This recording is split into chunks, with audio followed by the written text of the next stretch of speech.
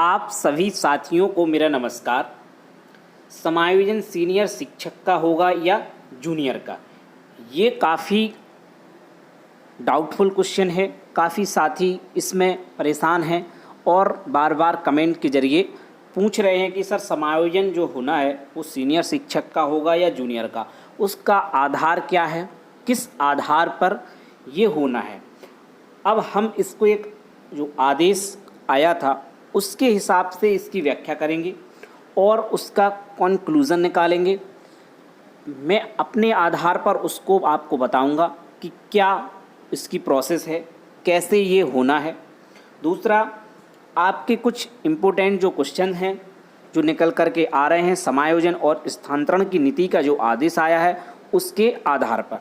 तो चलिए शुरू करते हैं इस वीडियो को। अगर अभी तक आपने इस चैनल को सब्सक्राइब नहीं किया है तो चैनल को सब्सक्राइब कर लें और अपने साथियों के पास ज़रूर शेयर कर दें, जिससे कि उन्हें भी ये इम्पोर्टेंट वीडियो देखने को मिल सके और वो अपनी जानकारी में इजाफा कर सके। तो चलिए शुरू करते हैं इस वीडियो को। सबसे पहले मैं उस आदेश को आपको दिखाता हूं और उसी के आधार पर इसको आपको बताता हूं। ये आदेश आपका आप देख रहे हैं, ये 27 जुलाई 2022 का आदेश है। स्कूल शिक्षा महानिदेशक के लिए ये आदेश लिखा गया था। तो इसमें जो इसका दूसरा नंबर का जो पेज है और तीसरे का है, तो इसमें हम सीधा इसके तीसरे पेज पर चलते हैं। इसमें तीसरा नंबर का जो पेज है, इसका जो 14वां नंबर का पॉइंट है, इसमें 1 नंबर के पॉइंट को, बिंदु को हम देखते हैं।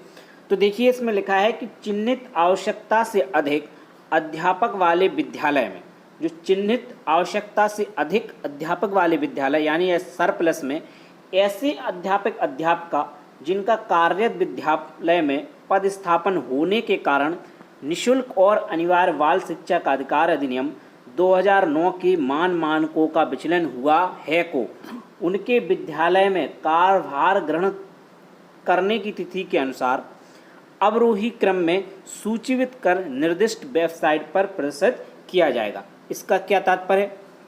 इसका तात्पर्य ये है कि मान लीजिए कोई विद्यालय था, वहाँ पर एक शिक्षक आए, जैसे मान लीजिए चार टीचर उसमें पहले से ही थे, वहाँ पर 4 अध्यापक जैसे वहाँ पर पहले से थे, एक अध्यापक और आ गए, तो कितने हो गए? 5 शिक्षक वहाँ पर हो गए।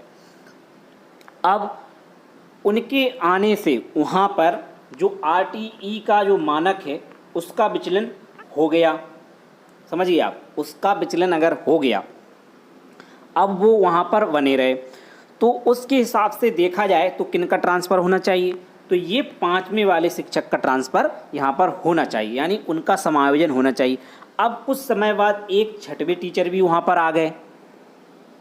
मान लीजिए उसमें एक 6वें नंबर के भी शिक्षक वहाँ पर आ गए, तब क्या स्थिति बनेगी?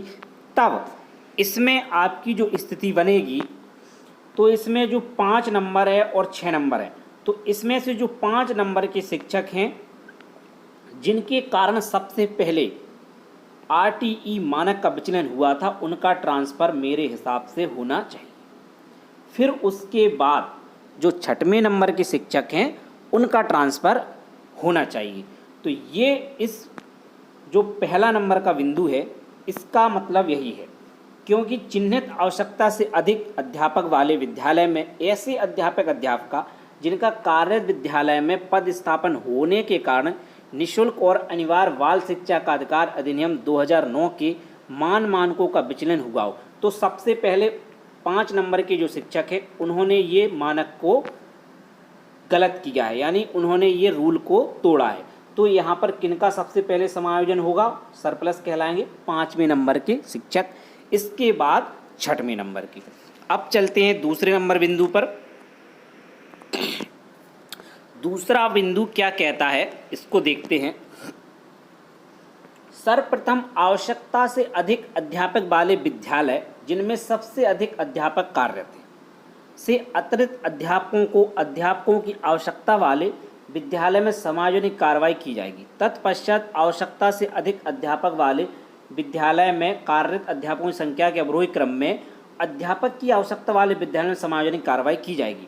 क्या मतलब है भाई, फिर से देखते हैं कि सर्वप्रथम आवश्यकता से अधिक अध्यापक वाले विद्यालय जिनमें सबसे अधिक अध्यापक कार्यरत है से अतिरिक्त अध्यापकों को अध्यापक की आवश्यकता वाले विद्यालय में समायोजन की कार्रवाई की जाएगी।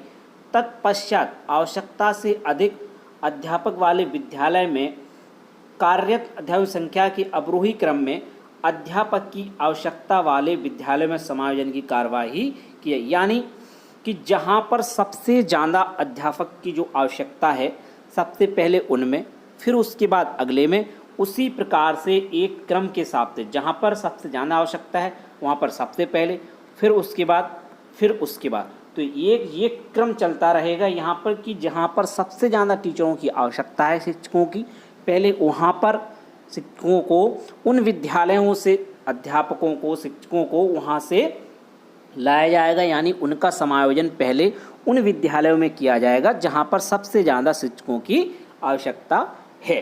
तो तीसरा बिंदु देखते हैं इसका क्या है।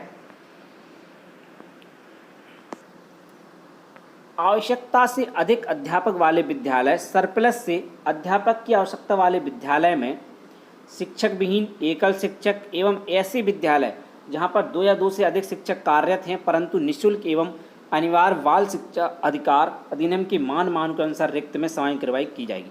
तो सबसे पहले ऐसे विद्यालय देखे जाएंगे जहाँ पर शिक्षक विहीन है। शिक्षक विहीन का तात्पर्य क्या है? शिक्षक विहीन का तात्पर्य कि जहाँ पर कोई परमानेंट शिक्षक नहीं है, जहाँ पर शिक्षा मित्र हैं या अनुदेशक हैं जिनके सहारे विद्यालय चल रहा है। और दूसरे नंबर पर एकल शिक्षक, जहाँ पर सिर्फ एक शिक्षक है, फिर चाहे वो अनुदेशक हो और शिक्षा मित्र भी साथ में हो, तो लेकिन वो विद्यालय कैसा माना जाएगा? एकल विद्यालय माना जाएगा। ऐसे विद्यालय जहाँ पर 2 या 2 से अधिक शिक्षक कार्यरत हैं लेकिन फिर भी RTE 2009 का जो मानक है उसके अनुसार शिक्षकों की कमी है तो वहाँ पर होगा। चौथा बिंदु देखें, शिक्षक विहीन एकल एवं ऐसे विद्यालय जहाँ पर 2 से अधिक शिक्षक कार्यरत हैं परंतु निःशुल्क एवं अनिवार्य बाल शिक्षा अधिकार अधिनियम के मानकों के अनुसार रिक्ति को छात्र संख्या आधार पर एवं छात्र संख्या समान होने पर विद्यालय को अंग्रेजी वर्णमाला के अनुसार क्रम में सूचीबद्ध किया जाएगा। क्या मतलब है? देखिए, शिक्षक विहीन एकल शिक्षक एवं ऐसे विद्यालय जहाँ पर 2 से अधिक शिक्षक कार्यरत हैं परंतु निःशुल्क एवं अनिवार्य बाल शिक्षा अधिकार अधिनियम के मानकों के अनुसार रिक्ति है को छात्र संख्या के आधार पर एवं छात्र संख्या समान होने पर विद्यालय को अंग्रेजी वर्णमाला के अनुसार क्रम में सूचित किया जाएगा। तो देखिए, अब यहाँ पर शिक्षक विहीन हैं, एकल विद्यालय हैं, अब उनमें भी ऐसे विद्यालय जहाँ पर छात्र संख्या समान हो जाए और वहाँ पर शिक्षकों की आवश्यकता, मान लीजिए 2 विद्यालय ऐसे हो जाए जहाँ पर ये कंडीशन लागू हो जाए, तब वहाँ पर उनके वर्णमाला के अनुसार विद्यालय को अंग्रेजी वर्णमाला के अनुसार क्रम में सूचीबद्ध किया जाएगा और वहाँ पर शिक्षकों को भेजा जाएगा। 5वां बिंदु, शिक्षक विहीन विद्यालय में 3 अध्यापक, एकल शिक्षा वाले विद्यालय में 2 अध्यापक एवं ऐसे विद्यालय जहाँ पर 2 या 2 से अधिक शिक्षक कार्यरत हैं परंतु निःशुल्क एवं अनिवार्य बाल शिक्षा अधिकार अधिनियम के मानकों के अनुसार रिक्ति में 1 शिक्षक तैनात किया जाएगा। यानी कि जहाँ पर RTE अधिनियम का पालन नहीं होता है वहाँ पर शिक्षकों को भेजा जाएगा। 6वां बिंदु, अध्यापक का समायोजन निःशुल्क एवं अनिवार्य बाल शिक्षा का अधिकार अधिनियम 2009 के मानकों के अनुसार अध्यापकों की आवश्यकता वाले विद्यालय में अध्यापक के कार्यरत विकास खंड में उपलब्ध रिक्तियों के सापेक्ष शिक्षक विहीन एकल शिक्षक एवं ऐसे विद्यालय जहाँ पर 2 या 2 से अधिक शिक्षक कार्यरत हैं परंतु निःशुल्क एवं अनिवार्य बाल शिक्षा अधिकार अधिनियम के मानकों के अनुसार रिक्ति है में कि समायोजन कार्रवाई की जाएगी। तो ये तो वही बात लिखी है कि वहाँ पर अपने विकास खंड में उपलब्ध रिक्तियों के सापेक्ष उनका ट्रांसफ़र किया जाए, यानी उनका समायोजन किया जाएगा। 7वां बिंदु देखते हैं कि अध्यापक कार्यरत विकास खंड में रिक्ति उपलब्ध नहीं होने की दशा में ऐसे अध्यापिका जिनका समायोजन अध्यापक की आवश्यकता वाले विद्यालय में नहीं हो सका है को अन्य विकास खंड में भी मौका दिया जा सकता है। 8वां बिंदु प्रमुख है, इसको और देखते हैं। आवश्यकता से अधिक अध्यापक वाले विद्यालय में चिन्हित शिक्षक को आवश्यकता से अधिक अध्यापक वाले विद्यालय में चिन्हित शिक्षक उनकी वरिष्ठता के आधार पर अवरोही क्रम में सूचीबद्ध किया जाएगा तथा अध्यापक की आवश्यकता वाले विद्यालय को अवरोही क्रम में सूचीबद्ध किया जाएगा। आवश्यकता से अधिक वाले विद्यालय सरप्लस की सूची में वरिष्ठतम शिक्षक को, अध्यापक की आवश्यकता वाले विद्यालय सूची में शिक्षक विहीन एकल शिक्षक में ऐसे विद्यालय जहाँ पर 2 या 2 से अधिक शिक्षक कार्यरत हैं परंतु निःशुल्क एवं अनिवार्य बाल शिक्षा के मानकों के अनुसार समायोजित किया है। क्या मतलब है? ऐसे मतलब जहाँ पर शिक्षक वरिष्ठता की बात यहाँ पर हो रही है, वरिष्ठता का आपको ऊपर बताया है, तो इसमें पहले उन स्कूलों को देखा जाएगा जो शिक्षक विहीन है, फिर देखा जाएगा कि एकल शिक्षक हैं, एवं फिर वहाँ पर भी देखा जाएगा जहाँ पर 2 या 2 से अधिक शिक्षक हैं लेकिन RTE 2009 का जो मानक का पालन नहीं हो रहा है उसको यहाँ पर देखा जाएगा। तो वहाँ पर ऐसे शिक्षकों को पहले यहाँ पर रखा जाएगा। तो ये कुछ प्रमुख पॉइंट्स थे जिनको उनका डाउट था, आप लोग इन क्वेश्चंस को पूछ रहे थे। तो कुछ क्वेश्चंस जो आपके इम्पोर्टेंट्स हैं उनको भी यहाँ पर हम देख लेते हैं। एक क्वेश्चन बार बार है कि क्या शिक्षा मित्रों को इसमें काउंट किया जाएगा? तो अभी जो आदेश है वो RTE 2009 के मानकों के अनुसार है, उसके अनुसार जो परमानेंट टीचर हैं सिर्फ उनको ही काउंट किया जाता है। RTE में परमानेंट शिक्षकों की बात की गई है तो इसके हिसाब से शिक्षा मित्रों को इसमें काउंट नहीं किया जाएगा। अगर काउंट किया जाता है तो एक इसका विस्तृत आदेश जरूर आएगा। तो एक ये आपका क्वेश्चन था। दूसरा था कि सर मर्ज स्कूल में कैसे होंगे? ये भी क्वेश्चन काफ़ी पूछा जा रहा है कि सर कंपोजिट स्कूल जो है उनमें किस हिसाब से शिक्षकों को काउंट किया जाएगा। तो उसका अगर रूल देखा जाए तो प्राइमरी अलग हैं और जूनियर के जो स्कूल हैं वो अलग हैं। यहाँ पर अगर प्राइमरी की बात करें, अगर प्राइमरी को अकेला देखा जाएगा जो कंपोजिट स्कूल में तो उसके हिसाब से रूल लागू होगा। जो उसका नियम है 130 का उसके हिसाब से लागू होगा। अगर पूरे विद्यालय को एक यूनिट काउंट किया जाता है तो उसके हिसाब से अगर आपके विद्यालय में कम या ज़्यादा होते हैं तो आप उस हिसाब से देख लें। नहीं तो अगर प्राइमरी का अलग और जूनियर का रेशियो अलग होता है उसके हिसाब से होगा तब तो आपका समायोजन यानी कि आपका विद्यालय सरप्लस में नहीं आएगा। अगर पूरा विद्यालय काउंट होता है तो फिर अगर मान लीजिए प्राइमरी में बच्चे ज़्यादा हैं और जूनियर में कम हैं और प्राइमरी में शिक्षक कम हैं और जूनियर में ज़्यादा है तो उसके हिसाब से ये जो प्रक्रिया है सरप्लस की वो इसमें थोड़ी सी प्रॉब्लम में आ जाएगी। अगर एक ही विद्यालय काउंट नहीं होता है तो फिर उसके हिसाब से आप समझ लें 130 और जो जूनियर का है उसके हिसाब से। अब इसमें है कि विषयगत समायोजन होगा या नहीं होगा। तो विषयगत समायोजन का जो प्रोसेस है अभी जो RTE जो मानक है उसके अनुसार से समायोजन की प्रक्रिया हो रही है। तो अभी विषय से इसका कोई मतलब यहाँ पर नहीं बनता है। अब अगला है कि प्राइमरी में अगर 2 से अधिक हैं और जूनियर में 2 कम हैं। प्राइमरी में शिक्षक मान लीजिए किसी में कंपोजिट विद्यालय हो जाता है और वहाँ पर 2 अधिक हो रहे हैं और जूनियर में 2 कम हैं तो शिक्षक तो इस हिसाब से क्या देखा जाएगा कि कैसे ये प्रक्रिया अपनाई जाएगी।